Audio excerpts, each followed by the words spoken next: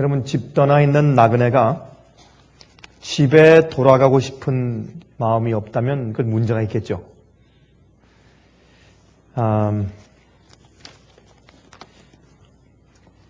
여러분, 여행하는 사람이 본향 찾는 마음이 없으면 그 사람은 집을 전혀 그리워하지 않는 사람인 것을 우리가 잘 압니다. 제가 여행을 많이 하는 사람이기 때문에 이제 여행을 많이 하면 할수록 제 마음 가운데 그리운 것이 따뜻한 그런 아늑한 편안한 다른 사람들의 눈치를 전혀 볼 필요 없고 그저 내 있는 그 모습 그대로 살 수 있고 또 내 있는 모습 그대로를 용납하고 인정해주는 내 식구들이 있기 때문에 참 집에 가고 싶은 생각이 떠나는 시간부터 돌아올 때까지 있는 것입니다. 그래서 아브라함은 하늘에 있는 본향을 사모하면서 이 땅에 나그네로 살았다 그렇게 성경은 말하고 그것을 믿음이라고 설명합니다. 그래서 우리가 이 땅에 살면서 하늘 본향을 그리워하고 예수님이 이제 오시나 저제 오시나 그렇게 기다리는 마음이 없다면 우리가 그렇게 말로 늘 표현하고 살진 않을지라도 우리 마음 가운데 예수님 언제 오시나 이제 오시나 저제 오시나 또 언제 우리가 본향에 돌아갈 것인가 하는 그런 마음이 늘 우리 마음속에서 샘솟듯 올라오지 않으면 우린 재림을 기다리는 그런 교훈이라고 할 수 없지 않겠습니까? 오늘 제가 여러분들께 장막절에 대해서는 좀 설명을 좀 드리려고 합니다. 장막절. 여러분, 하나님께서 모세를 통해서 이스라엘 백성들에게 주신 절기 제도는 하나님의 구원의 역사를 설명해 주신 예언이죠. 이 절기들은 말이죠. 한 번씩 적용이 됩니다. 이 예수님께서 이 땅에 오셔서 십자가에 돌아가신 것을 예언하고 또한 알려주고 가르치기 위해서 유월절 제도를 지키게 하셨습니다. 그 다음에 예수님의 부활을 예언하고 가르치기 위해서 요제절을 지키게 하셨어요. 그 다음에 예수님께서 우리 죄를 대속하시고 십자가에 돌아가셨기 때문에 그 이후부터 누룩이 빠진 떡을 먹고 살아야 합니다. 죄가 없는 생활을, 죄를 용서받은 그런 생활을 사는 것을 우리에게 깨닫게 하기 위해서 무교절 제도를 주셨고 그리고 이제 예수님께서 부활하신 다음에 50일째 되는 날 하나님 예수님께서 첫 번째로 예수님을 믿고 예수의 이름을 믿고 구속을 얻는 것을 이해하고 또한 12사도의 가르침을 통해서 세워진 교회에게 하나님께서 성령으로 인치시고 그들이 나가서 예수님의 십자가에 돌아가심과 부활을 통해서 온 세계 만민이 진리로 구원받게 하기 위해서 주님께서 어떻게 했습니까? 주님께서 성령을 부으셨습니다. 그것이 오순절입니다. 그래서 이 모든 절기들은 사실은 한 시대에 한 사건에 한 절기씩만 적용되는 것을 우리가 알 수 있습니다. 이것이 봄절기입니다. 그 다음에 또 가을절기가 있습니다. 봄절기가 지난 다음에 4개월의 긴 기간을 지난 다음에 또 가을절기가 있는 것입니다. 나팔절과 대속절과 장막절이 나오는 것입니다. 여러분, 성경에서 4라고 하는 숫자, 40일, 또 40년, 또 4라고 하는 숫자는 하나님의 교회에 대한 시련에 대한 숫자입니다. 그것은 시험과 고난에 대한 숫자입니다. 예수님께서 40일 동안 광야에서 시험 당하셨습니다. 40년 동안 이스라엘 백성이 광야에서 돌아왔습니다. 그리고 넉 달 동안 기간이 있는 것은 초대교회가 생긴 다음부터 1260년 동안, 다시 말해서 교회가 긴 여름 동안의 핍박 기간을 지나면서 1260년 동안의 핍박 기간을 지나는 그 역사를 상징하기 위해서 이제 오순절 성령 받은 교회 이후부터 긴 여름의 기간이 있는 것을 상징하기 위해서 넉 달 동안의 기간을 준 다음에 그 다음에 나팔절이 있습니다. 예수님의 재림에 대한 예언을 가르치는 재림 운동이 일어났습니다. 그 다음에 대속죄일이 시작되었습니다. 하늘에서 조사 심판이 진행 중에 있습니다. 여러분, 이러한 것을 우리에게 상징하고 예언하고 우리를 가르치시기 위해서 이런 절기들을 주셨는데 이러한 절기의 제일 마지막이 장막절이거든요. 장막절은 바로 우리에게 해당되는 것입니다. 물론 이 세상에 있는 구원받는 모든 사람들이 죽었던 의인들은 예수께서 오실 때 첫째 부활에 일어나서 살아있는 의인들과 합쳐서 하늘로 성천에 올라가면서 장막절을 지키는 것이죠. 그러나 이 땅에 살고 있으면서 죽음을 맛보지 아니하고 예수님의 재림을 보고서 하늘로 성천하는 자들에게 장막절은 얼마나 흥분되고 얼마나 기가 막힌 그런 경험인지 모르겠습니다. 여러분은 모르겠습니다만 저는 이 장막절이란 이런 그 어귀만 생각만 해도 제 콧날이 시큰하고 제 눈에 눈물이 핑 도는 것입니다. 그 이유는 저는 제 마음 가운데 하늘 본향을 사모하기 때문에 그렇습니다. 저는 전혀 부끄러움 없이 전혀 아무런 과장도 없이 저는 하늘을 사모합니다. 전 예수님의 재림을 사모하는 사람이고 또한 장막절을 사모합니다. 저는 속히 하늘 본향 집에 돌아가는 날을 저는 사모하는 사람입니다. 전 그것을 위해서 삽니다.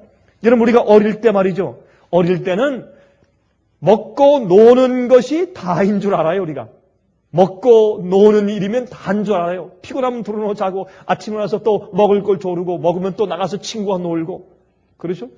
그렇게 지내면서 또 엄마 아빠에게 시장에 가서 사탕을 캔디를 사달라고 그렇게 조르다가 엄마 아빠가 안 돼 하면 하늘이 무너지는 것 같아요. 그게 세상에서 전부예요. 그렇지만 우리가 커가면서 점점 그것이 전부가 아닌 것으로 합니다. 교육이 있는 것을 배우고 학교가 있는 것을 배우고 선생이 있는 것을 배우고 친구를 배우고 나중에 부모들보다 친구가 더 좋아지는 그런 경험을 우리가 하게 되고 그런 우리의 성장의 경험을 우리가 계속하게 되면서 점점 세상이 우리가 생각했던 것보다 더 넓다는 사실을 우리가 이해하게 되는 겁니다. 점점 이해하고 나중에 우리가 장성한 그리스도인 되면 이 세상이 다가 아니라 이 우주의 이 중심인 곳에 하늘에 우리 본향이 있다는 사실을 깨닫게 됩니다. 그래서 이 지구가 다가 아니라 우주가 있다는 사실을 깨닫게 되고 그 다음에 예수께서 오시는 것과 나중에 우리가 헤어져 있던 우주에 있는 그 수많은 우리 형제 자매들을 만나야 하는 사실과 또한 우리가 돌아가야 할 진정한 하늘 본향과 집이 있다는 사실을 우리가 깨닫게 되는 것입니다. 그때 드디어 우리가 성장한 그리스도인이 되는 것입니다. 그래서 그 집을 사모하게 되는 것입니다. 그래서 하늘에 돌아가는 것이 그것이 우리 생의 목적이 되는 것입니다. 여러분 이렇게 이제 대속죄일이 지나면 대속죄일 날 죄를 모든 죄에서 정결케 함을 받은 백성들이 이제 장막절에 참여하게 되는데 이것이 드디어 마지막에 구속의 경험의 절정을 이루는 것입니다. 그래서 우리는 그날을 고대하는 것이에요. 장막절 하면 여러분 많은 사람들이 장막절 하면 유대인들의 그저 절기 이렇게 생각하지만 장막절에 그 숨어있는 깊은 의미를 이해하면 장막절이 무엇을 의미하는지를 우리가 이해하면 그러면 우리가 장막절이 우리 가슴에 사무치는 그런 단어가 되고 정말 장막절을 지킬 것을 고대하게 되는 것입니다. 옛날 이스라엘 백성들은 장막절을 지키면서 그들이 영원히 오는 하늘 장막을 고대했습니다. 아브라함은 영원히 살 하늘 장막을 고대했기 때문에 이 땅에 살면서 아무리 좋은 집에 있어도 그저 잠깐 있다가 가는 유랑인 그런 스트레인저, 나그네라고 여겼다 그랬습니다. 여러분 요한계시록 21장과 22장은 성경의 제일 마지막 책인 요한계시록의 또 제일 마지막 장들인 21장과 22장에는요. 이 장막절에 관한 내용들로 꽉 차 있습니다. 여러분 요한계시록 21장과 22장에는 장막절에 대한 내용으로 가득 차 있습니다. 우리 먼저 요한계시록 21장 1절부터 7절을 먼저 펴서 좀 읽어보도록 하십시다. 우리 요한계시록 21장 1절부터 7절까지 있는 말씀을 먼저 보도록 하겠습니다. 또 내가 새 하늘과 새 땅을 보니 처음 하늘과 처음 땅이 없어졌고 여러분 여기 있는 이 대목을 읽으실 때 여러분 마음이 어떻습니까? 다시 읽겠습니다. 새 하늘과 새 땅을 내가 보니 처음 하늘과 처음 땅이 없어졌고 여러분 이 말씀을 읽을 때 여러분 마음 가운데 어이쿠 큰일 났네. 내 거 그러면 그것도 없어지는 건 아니야. 이렇게 되어버리면 이거 문제가 있는 거죠 여러분. 그렇죠? 여러분들 마음 가운데 아유 목사님 그럴 리가 있겠습니까? 하지만 그게 아닙니다. 그게 아닙니다. 여러분 여기 처음 하늘과 처음 땅이 없어졌고 할 때 여러분 마음 가운데 아멘이 있어야 합니다. 그런데 바다도 다시 있지 않더라. 바다는 옛날에 사도 요한이 이 요한계시록을 기록할 당시에 바다는 세상에 있는 세속된 사람들을 상징했습니다. 그래서 요한계시록 13장을 보시면 교황권을 상징하는 그런 이상한 짐승이 몸은 표범 같고 머리는 사자 같고 발은 곰 같고 머리가 일곱은 뿔이 열이고 그 뿔들에 면류관이 있고 그런 이상한 짐승이 어디에서 올라온다 그랬습니까? 바다에서 올라와요. 물은 세상에 많은 사람들을 상징하죠. 마지막에 바벨론의 세력을 지지하는 세력으로 요한계시록은 물을 상징해요. 그러므로 이 바다가 다시 있지 않더라. 배도한 사람들, 하나님의 진리를 따르지 않는 사람들, 예? 말씀대로 살지 않는 사람들, 세상에 붙어있는 사람들을, 땅에 속한 사람들은 더 이상 없단 말입니다. 그런 영적인 의미도 여기에 포함되어 있어요. 또 무엇이 있습니까? 여러분 이 사도 요한은 지금 어디 가서 계시를 받고 있어요? 육지에서 받고 있어요? 섬에서 받고 있어요? 섬에서. 헬라, 그리스 나라 바로 옆에 고린도에서 멀지 않은 곳에 반모란 섬에 지금 유배당에 끌려가 있는 것입니다. 거기서 지금 계시를 받고 있는데 계시를 받을 때 지금 그가 계시에서 어디서 받는 거예요? 지중해를 보면서 계시를 받고 있는 거죠. 그래서 거기서 지금 짐승들이 올라오는 것은 마치 지중해 그 바다에서 짐승이 올라오는 것처럼 지금 계시 가운데 보고 있는 겁니다. 거기에 이제 바다가 파도가 팍 몰려와서 거기에 있는 참 이 바위들에 쳐 때리는 그런 모습을 보면서 그가 집에 돌아갈 수 없는 이유는 바다 때문에. 여러분 옛날에 우리 한국의 유행가 가운데 그런 유행가가 있어요. 그렇죠? 옛날에 여러분 저는 이 설교할 때 유행가 가사나 이런 속된 것을 제가 인용한 적이 제가 한 번도 없습니다만은 여러분 옛날 유행가 가사에도 보면 바다가 육지라면 그런 가사가 다 있어요. 옛날에 그 유행가 가운데죠. 그런 식으로 내가 바다가 있기 때문에 내가 꼭 가고 싶은 곳에 못 간다 하는 그런 표현이 한국 사람의 정서도 있듯이 옛날에 사도 요한에게도 있었어요. 그래서 바다가 다시 있지 않더라. 바다가. 하나님과 우리가 하나가 되었어요. 이 세상에 있는 교회와 하늘 교회가 하나가 되었어요. 옛날 아담과 해와가 창조받았을 때 당시처럼 우리가 날라서 우리가 원하는 어느 곳이든지 갈 수 있어요. 막힌 것이 없어요. 왜요? 죄가 없어졌기 때문에. 이사야 59장 2절에 말씀하기를 죄가 하나님과 우리 사이를 내었다 그랬습니다. 죄가 없어졌으므로 우리는 이제 이 하늘과 우리가 하나가 되는 것입니다. 2절 보십시다. 또 내가 보매 거룩한 성 새 예루살렘이 하나님께로부터 하늘에서 내려오니 그 예비한 것이 신부가 남편을 위하여 단장한 것 같더라. 그 당시에 가장 아름다운 것은 결혼식 날 신부 화장이 가장 아름다웠던 모양입니다.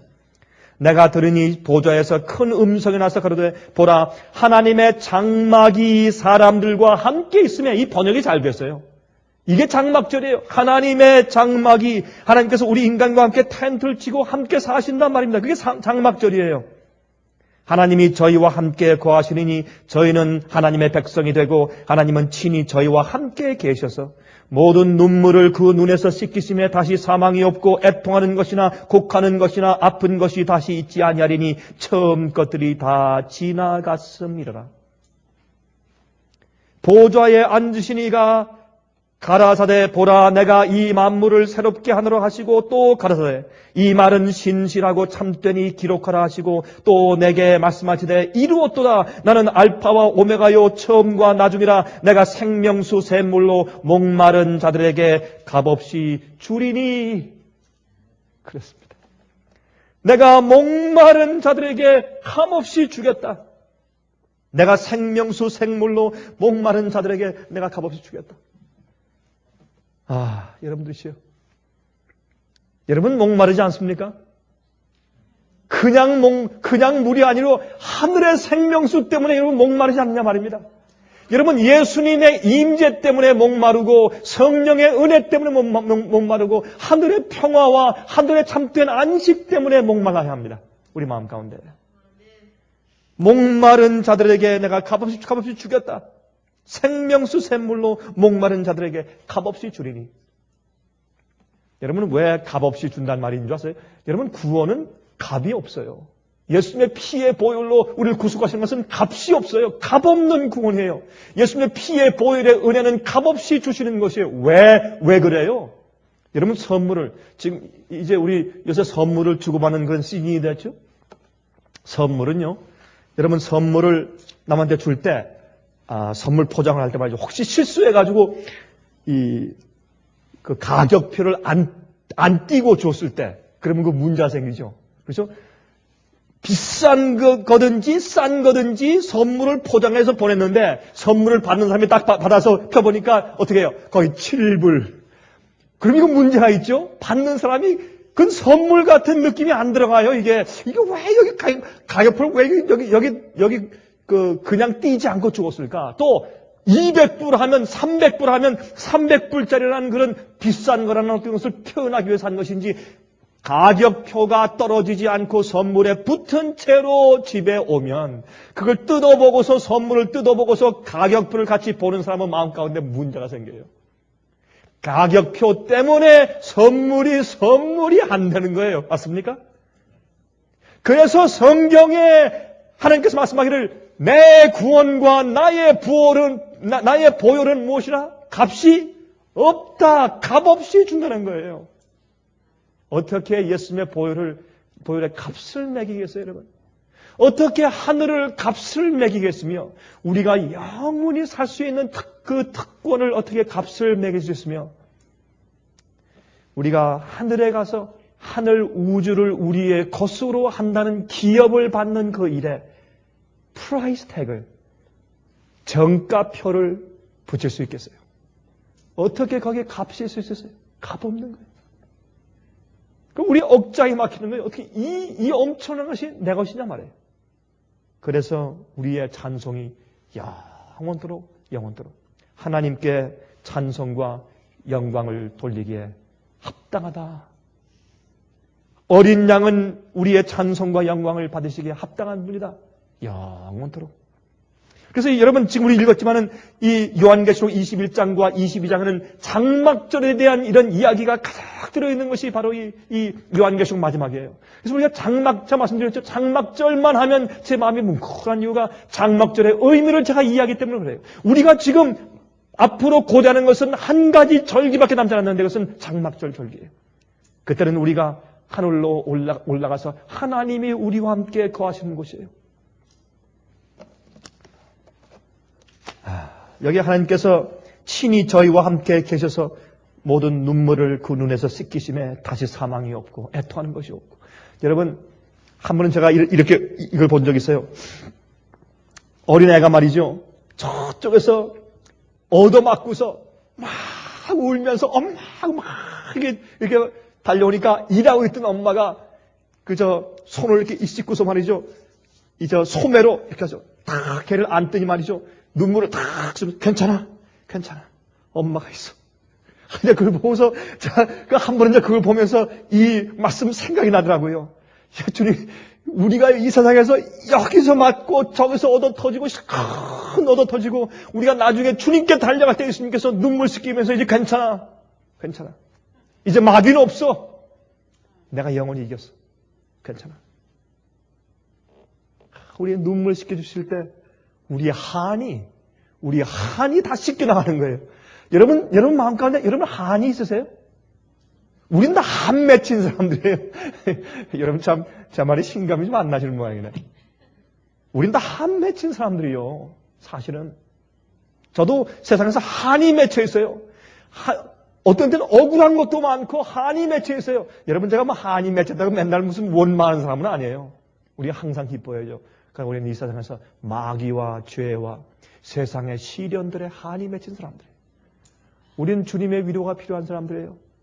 우리 눈물을 주님께서 소매로 우리 눈물을 씻어주실 때 더 이상 슬픔이 없고 더 이상 애통하는 것이 없고 곡하는 것이 없어요.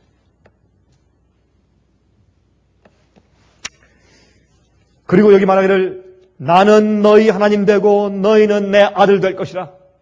그 장막절이에요. 여러분 히브리 말로 장막절은 히브리어로 수콧이에요.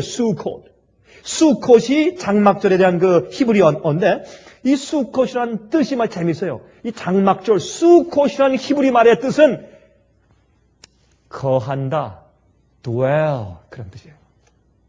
이게 장막절 그런 뜻이에요. 그러니까 어디 거한단 말이에요. 텐트를 치고 집을 짓고 거기 산다 그런 뜻이에요. 그런데 이 장막절에 대한 헬라, 거한다, 산다라고 하는 이 히브리 말 수콧을 헬라 말로 번역하면 스케네.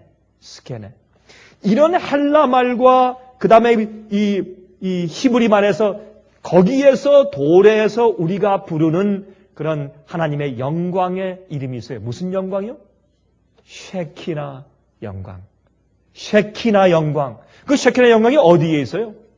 지성소에 있어요. 법궤 위에 있어요. 그것은 하나님의 임재를 상징하는데 우리 인간들 가운데 같이 거하시는 분, 그것이 쉐키나예요. 쉐키나 하면 하나님이 우리 안에 거하신다. 임마누엘, 예수님이 하나님이 인간 되셔서 이 땅에 오셔서 우리와 함께 거하신다. 임마누엘, 그게 쉐키나예요. 그래서 여러분 요한복음 1장을 보면 우리가 독생하신 예수 그리스도를 보니 그 안에 은혜와 진리가 충만하더라. 하나님의 영광이 그 속에 충만한 것이에요. 예수님을 볼 때 무엇을 봐요? 하나님이 우리와 함께 계시구나. 그 임마누엘이에요. 여러분 그래서 사실 성소를 지으려 할 때 그 성소는 말이죠. 사실은 뭐냐면 하나님께서 우리 가운데 같이 거하시고 임재하시면 성소는 필요가 없어요. 무슨 성소가 필요해요? 성소 건물이 왜 필요해요? 하나님이 우리하고 함께 계시는데. 예? 그래서 성소는 하나님의 임재를 상징하는 것이에요. 진짜 하나님이 우리와 함께 와서 계시면 성소가 없어지는 것이에요. 여러분 그래서 요한계시록 21장과 22장 보면 내가 보니 하늘에 성소가 더 이상 없더라. 왜? 어린 양이 성소가 되시기 때문에 예수님이 우리와 함께 거하시기 때문에 그게 장막절이에요. 그래서 출애굽기 21장 22절에 성 안에 성전을 내가 보지 못하였으니 무슨 말입니까? 새 예루살렘 성을 보니 그 성 안에 성전을 내가 보지 못하였으니 이는 주 하나님 곧 전능하신 이와 어린 양이 그 성전이심이라 그랬어요. 여러분 출애굽기 25장 8절 보시면 내가 그들 중에 거할 성소를 그들을 시켜 나를 위하여 짓되 그랬어요. 성소는 하나님께서 우리 안에 거하시는 것을 상징하기 위해서 하나님께서 거하시도록 지어달라고 하신 것이 성소예요. 그래서 출애굽기 25장 22절 보면 거기서 내가 너와 만나고 속죄소 위 곧 증거궤 위에 있는 두 그룹 사이에서 내가 이스라엘 자손을 위하여 내게 명할 모든 일을 내게 이르리라 그랬어요. 하나님께서 법궤 위에서 쉐키나 영광으로 임재하시고 우리 죄인을 거기서 만나신 거예요. 여러분 에덴 동산에는 성소가 있었습니까? 없었습니다. 왜요? 하나님이 매일 찾아오시니까. 하나님이 매일 오시는데 건물이 왜 필요가 있어요? 하나님이 오시는데 그 하나님이 성소인데 그래서 성소가 없었어요. 여러분 에스겔 48장 펴서 보세요. 이건 다 펴서야 돼요. 펴서 한번 읽어보셔야 돼요. 에스겔 48장을 보시면 이런 말씀이 기록되어 있어요. 에스겔 48장. 에스겔 48장 35절을 우리 보십시다. 에스겔 48장 35절은 에스겔의 제일 마지막 절이죠. 그렇죠? 예. 거기 보시면 에스겔이 이제 제일 마지막 장인 47장 마지막 절인 35절을 보시면 여러분 37절부터 47장과 48장을 보시면 거기 뭐가 나옵니까? 에스겔서의 맨 마지막에 에스겔이 뭘 봐요? 계시 가운데서 새로운 성전을 봐요. 예루살렘 성전이 아니고 새롭게 지은 성전을 보는데 거기 어떻게 해요? 성전에서부터 물이 나와요. 물이. 하나님의 보좌로부터 물이 막 막 나오는데 물이 가면 갈수록 점점 발을 채우더니 무릎, 나중에 헤엄칠 만한 물이 돼요. 그렇죠? 그러한 이제 모습이 보입니다. 그런데 그런 모습이 보이고 나중에 보면 이제 에스겔서 얘는 생명나무에 대한 얘기가 나와요. 그래서 이거는 사실은 에덴 동산이 회복되는 데 대한 계시예요. 에스겔 마지막에 있는 계시는. 근데 거기에 에스겔서 48장 35절 제일 마지막 절에 이렇게 말씀했어요. 그 사면의 도합이 1만 8천 척이라. 그날 후로는 그 성읍의 이름을 뭐라 하더라? 여호와 삼마라 하리라. 여러분 제가 이 퀴즈를 내드리면 몇 분이나 이걸 알아맞힐지 모르겠는데 여호와 삼마의 뜻이 뭡니까? 성경에 여러분 관주 성경 가진 분들은 여기 있죠. 여호와 삼마의 뜻이 뭡니까? 한번 보세요. 관주 성경 가진 분이 뭐예요? 한번 읽어보세요. 여호와가 거기 계시다. 그게 뭐냐면 The Lord is there. 그게 뭐예요? 장막절이요. 하나님 여호와가 거기 거하신다 그 말이에요. 여호와는 성전에 계시니 온 천하는 그 앞에서 어떻게 할지어다? 잠잠할지어다. 장막절 얘기예요. 우리가 드디어 하늘에 올라가서 하나님을 배웠고 우리가 집에 돌아간 거예요. 집에 돌아가서 드디어 하나님께서 계신 곳에서 같이 있는 것이에요. 그 다음에 천년기가 지난 다음에 새 예루살렘 성이 이 땅에 내려올 때 우리가 다시 이 지구로 내려오면 그다음에 하나님의 보좌가 이 땅에 계시고 하나님이 우리와 함께 살기 위해서 이 지구로 오시는 것이에요. 여호와 삼마요. 이 지구에 예루살렘 성전 중간에 하나님이 계세요. 그게 성전이란 말이에요. 그게 새로운 성전인 것을 여기에 이제 설명해 주고 있다 그 말입니다. 여러분 제가 처음에 시작할 때 말씀드렸지만은 자 여러분 집에 가고 싶으십니까? 정말 여러분 하늘 본향에 여러분 정말 돌아가고 싶으세요? 나그네가 여행하고 하다가 집에 돌아갈 마음이 생기지 않으면 그 사람은 문제가 있지 않습니까 여러분? 우리도 이 세상에서 마찬가지입니다. 여러분 요한 에스겔서 47장을 보세요. 이제 에스겔서 47장 12절 47장 12절에 다음과 같이 말씀되어 있는 것을 볼 수 있습니다. 강 좌우가에는 각종 먹을 실과 나무가 자라서 그 잎이 시들지 아니하며 실과가 끊이지 아니하고 달마다 새 실과를 맺으리니 이게 무슨 나무예요? 달마다 새 실과를 맺으니까 생명나무 아니에요. 그 물이 성소로 말미암아 나옴이라. 성소에서 생명 강수가 나와요. 그 실과는 먹을 만하고 그 잎사귀는 약재료가 되리라. 이게 여러분 이 얘기가 무엇입니까? 에덴 동산 얘기 아니에요? 이게 장막절 얘기예요. 제가 그래서 장막절 하면 저는 콧날이 시큰하단 말이에요. 모르는 사람은 장막절 하면 옛날 유대인들의 그 절기 가운데 하나이지 않았는가? 그리고 끝나지만은 그러나 장막절의 뜻을 아는 사람은 콧날이 시큰한 거예요. 가슴이 메이고. 왜? 우리가 집에 가고 싶기 때문에. 우리는 나그네이기 때문에 그렇습니다. 여러분 에스겔서 47장 13절 보세요. 그 다음에 13절 보실래요? 여기에 누가 들어가는 거 보세요. 나 주 여호와가 말하노라 너희는 이 지게대로 이스라엘 12지파에게 이 땅을 나누어 기업이 되게 하되 요셉에게는 분깃이 몇 개예요? 2분깃이니라. 여러분 참 재미있는 얘기예요. 요셉에게는 분깃이 2개예요. 요셉의 아들이 몇 있었습니까? 2 있었어요. 요셉의 아들의 이름이 뭐예요? 에브라임과 므낫세. 에브라임과 므낫세예요. 근데 에브라임은 어떻게 해요?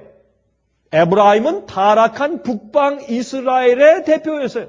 우상 숭배의 상징이에요. 그래서 에브라임 지파는 구원받지 못하는 사람들로 상징되어 버렸습니다. 그러므로 어떻게 해요? 나중에 요한계시록 7장에 가서 14만 4천 얘기를 말씀하실 때 14만 4천이 12지파 각 지파에서 12,000명씩 나와서 14만 4천이 되는데 거기서 각 지파에서 12,000명씩 나오는데 그 지파를 보시면 거기에 에브라임 지파가 빠졌고 단 지파가 빠졌고 누가 들어갔어요?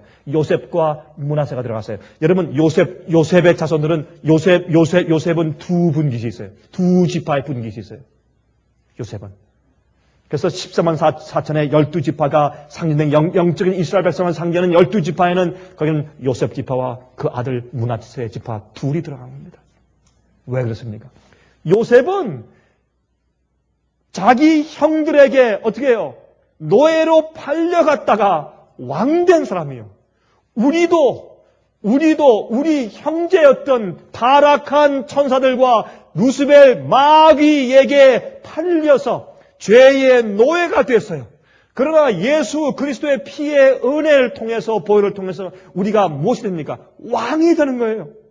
그래서 사실은 우리는, 요셉은 구원받는 마지막 백성들을 상징해요. 요셉은. 그리고 또 요셉은 뭘 합니까?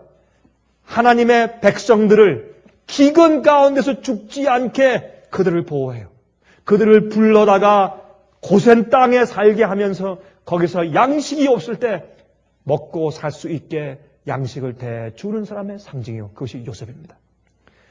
여러분, 마지막 시대에도 정말 기근이, 말씀의 기근이 있는 시대에 사람들이 말씀을 찾기 위해서 동분서주하지만 말씀을 찾지 못해서 헐레벌떡하고 목마르고 굶주린 사람들에게 진리를 전해줌으로 그 사람들이 먹고 살게 해주는 사람이 요셉의 상징이에요.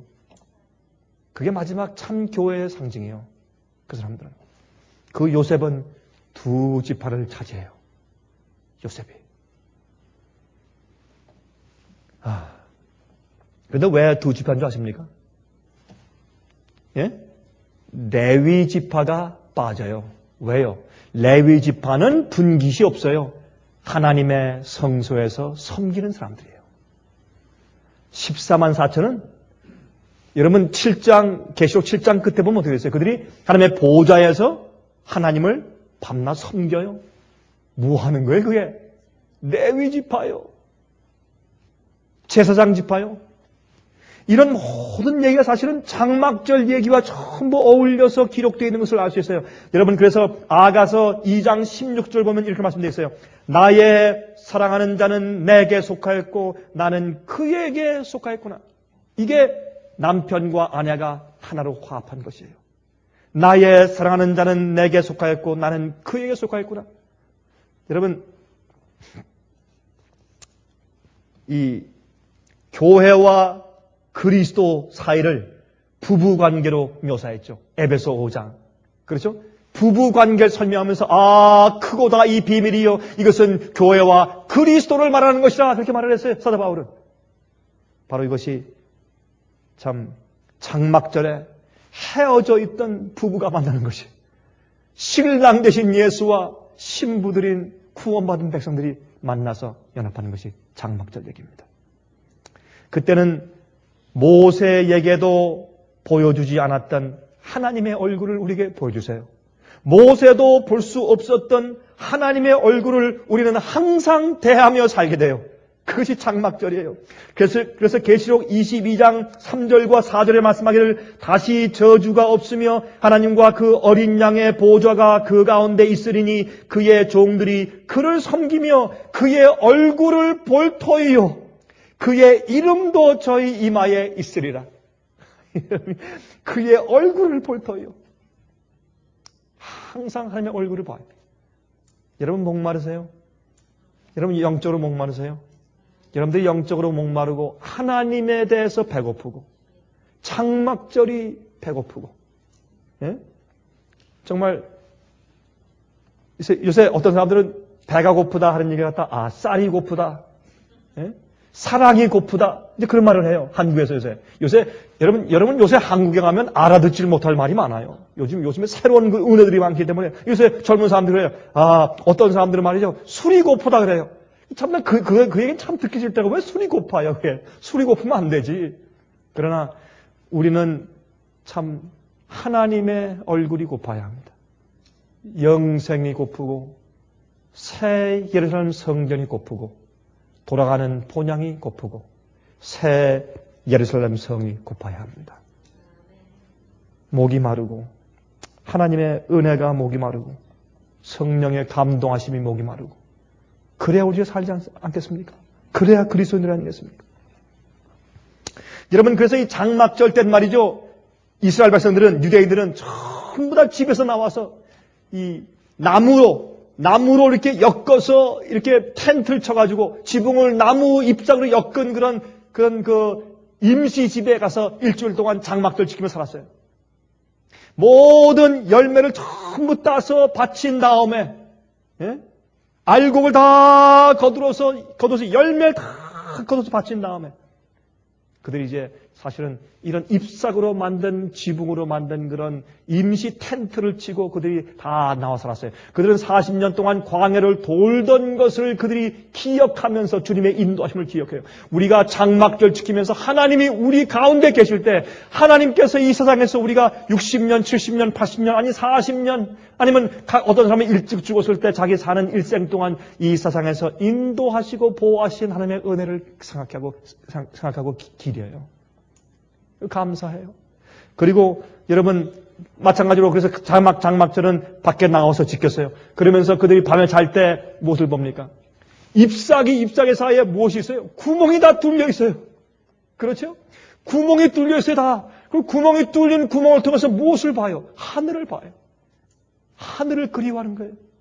그래서 집에서 살지 말고 하늘이 안 보이는 아주 꽉 막힌 집에 살지 말고 그 장막절 땐 일주일 동안 밖에 나와서 마당에 텐트를 치고 살아라. 숭숭 구멍 뚫린 지붕을 통해서 하늘을 보라 이거예요.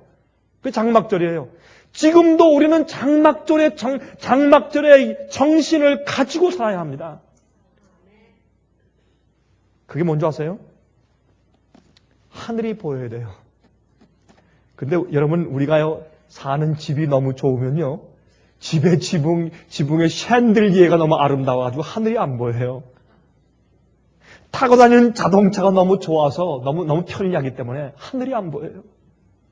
내가 가진 직장이나 사업이 좋기 때문에 하늘이 안 보인단 말이에요. 그래서 어떻게 하는지 아세요? 나와서 살아라. 나와서. 잎사귀로 지붕을 짓고 이렇게 텐트를 치고 그래서 구멍이 숭숭 뚫렸기 때문에 내가 좀 뭔가 부족하기 때문에 없기 때문에 무엇이 보여야 돼요? 하늘이 보여야 돼요. 하늘이 보여야 돼요. 여러분 생각 가운데 이게 지금 무엇에 지금 적용이 되는지 여러분 이해하시겠죠? 하늘이 이거 보여요. 하늘이 보이구나. 그래서 하늘이 고파야 돼요. 하늘이 고파져야 돼요. 그래야 장막절을 사는 사람이죠. 그래야 재림을 기다리는 사람이죠. 여러분 이 시에 우리가 좋은 집에 살 수 있고 좋은 차를 타고 다닐 수 있어요. 거기에 대해서 제가 말하는 건 아니에요. 여러분 우리 마음이 항상 하늘을 볼 수 있어야 돼요. 항상 이렇게 막혀있는 지붕과 천장을 뚫고서 올라가서 하늘을 봐야 돼요. 여러분 아브라함도 부자였어요. 아브라함도 재산이 많은 사람이었어요. 그러나 그는 재산이 많았지만 이 땅에 살면서 나그네라 자기를 불렀고 하늘로 가서 볼 자기가 찾아갈 본향을 그리워하며 살았다 그랬습니다. 본향 찾는 사람이라 하고 살았다 그랬습니다. 그게 장막절을 사는 사람의 정신입니다. 우리가 살고 있는 환경들과 인간적인 것들이 가려서 하늘을 보지 못하게 하면 안 됩니다. 여러분 아십니까? 요한복음 7장 37절과 38절 보시면 명절 끝날 곧 큰 날에 예수께서 서서 외쳐 가라사대 누구든지 목마르거든 내게로 와서 마시라. 나를 믿는 자는 성경의 이름과 같이 그 배에서 생수의 강이 흘러나리라 하리니. 이것은 초막절이었어요. 장막절이었어요. 장막절이 끝나는 날만 큰 날에 그 명절 끝날에 그것은 이 안식일과 절기에 끝나는 날이 절기 안식일 아니에요. 그건 말고 제7일의 안식일과 절기 안식일이 겹쳤을 때 유대인들은 그것을 그 명절 큰 날이라고 불렀어요. 그래서 그 유대인들은 그 명절 큰 날을 굉장히 크게 지켰습니다. 그때 예수님께서 어땠습니까? 그때 이 장막절의 그 끝에 이 의미의 놀라운 그 깊이를 이해하지 못하고 사람들이 그저 쭉 쳐져가지고 하늘도 그리워하지 않고 의도 그리워하지 않는 채 그들이 왔다 갔다 할 때 주님이 답답하셔서 조용히 그저 올라가셨다가 답답해서 오죽 답답했으면 주님께서 성전 앞에 뛰어 올라가서 큰 소리로 말씀하기를 누구든지 목마르거든 내게 와서 마시라. 내게 이 생명수를 마시면 그 배에서 생수의 강이 흘러날 것이라. 이것은 앞으로 올 장막절날 우리가 하나님과 함께 거하면서 하나님의 보좌 밑에서 생명 강수가 흘러나오는 것을 상징하지 않습니까? 인류는 하나님의 임재에서 쫓겨난 이후부터 항상 하나님과 함께 살 그날을 목마르게 기다려왔습니다. 그렇죠?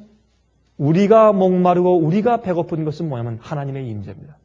우리가 주님과 함께 살 수 있으면, 주님이 우리 눈물을 좀 씻어줄 수 있으면, 우리 생의 모든 비밀을 좀 주님이 실컷 다 좀 설명해 줄 수 있으면, 왜 그때 주님이 그때 그렇게 하셨습니까? 왜 그때 제 기도를 안 들으셨습니까? 왜 그때 제가 그렇게 어려웠습니까? 우리의 모든 그런 비밀들을 주님께서 다 설명해 주시면서 우리의 눈물을 씻어주시면서 주님 왜 그랬어요? 내가 그때 너와 가장 가까이 있었던 것을 너는 볼 수 없었지? 하며 우리의 눈물을 씻겨주실 때 그게 장막절입니다. 전 그날을 사모하고 고대합니다. 전 그날을 고대합니다. 그래서 성경은 이런 말씀으로 끝냅니다. 요한계시록 22장 17절에 성령과 신부가 말씀하시기를 오라 하시는도다. 듣는 자도 오라 할 것이요 목마른 자도 올 것이요 또 원하는 자는 값없이 생명수를 받으라 하시더라. 그래서 장막절날 초막절날 예수님께서 목마른 자는 내게로 오라 라고 소리를 지르신 것이에요. 그것이 장막절에 대한 얘기이기 때문에 하나님의 임재로부터 이제는 더 이상 우리가 목마르지 아니할 영원한 생명수가 콸콸콸콸 넘쳐서 흘러나오는 것입니다. 그리고 우리 영원히 먹고서 죽지 아니할 생명나무 과실이 우리 것이 되는 것입니다. 드디어 하나님께서 우리와 함께 텐트를 치고 같이 거하실 것이기 때문에 여러분이시여 예수님 속히 오십니다. 늘 돌아갈 하늘을 바라보시고 사시기를 간절히 바랍니다.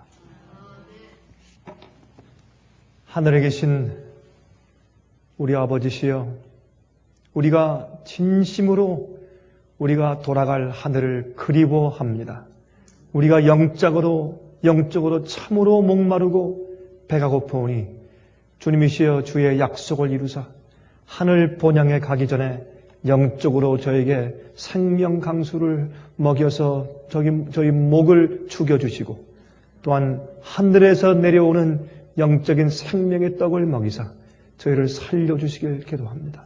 주여 우리가 이 땅에서 나그네 이오니 주여 저희의 발길을 인도하시고 저희 손목 잡아주셔서 주님 오셔서 우리를 하늘로 승천에 데려가시면서 장막절에서 우리와 함께 거하실 때까지 저희를 붙들어 주시옵소서.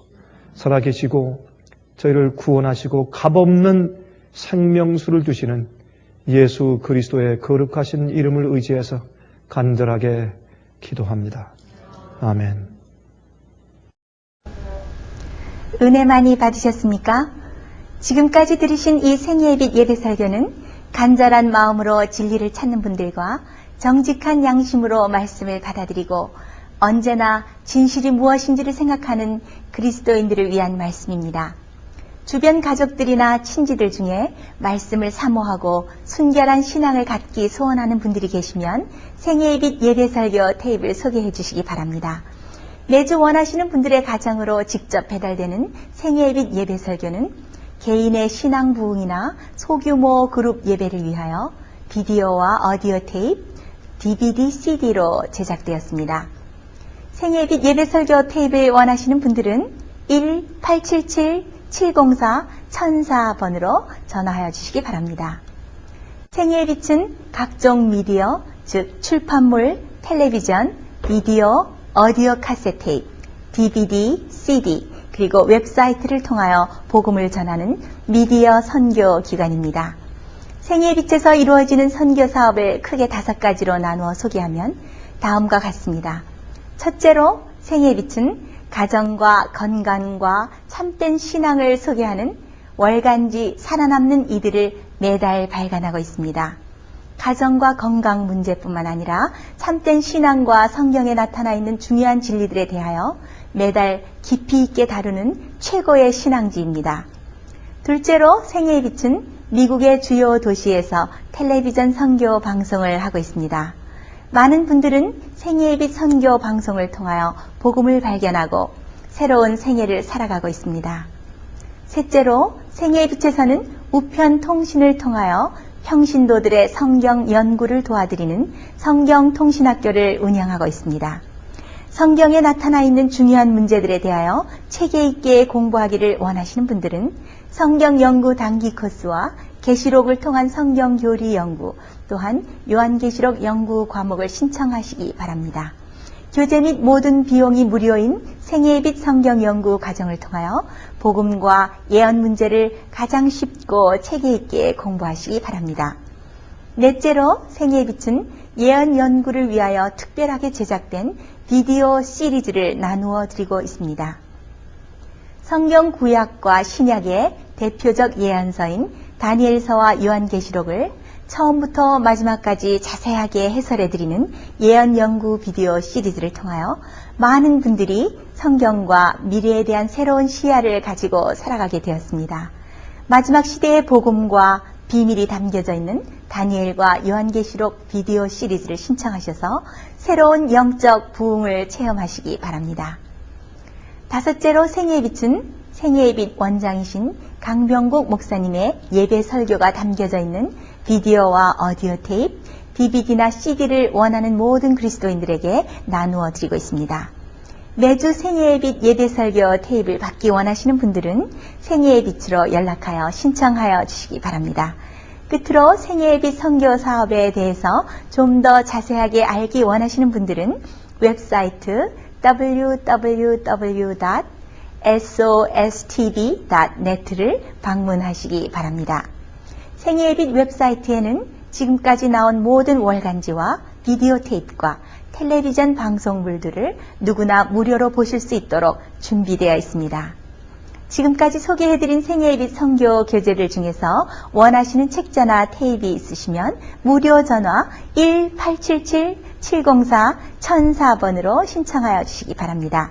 미국 동부 시간으로 월요일부터 금요일까지 9시에서 5시 사이에 전화해 주시기 바랍니다. 그럼 다음 시간까지 안녕히 계십시오.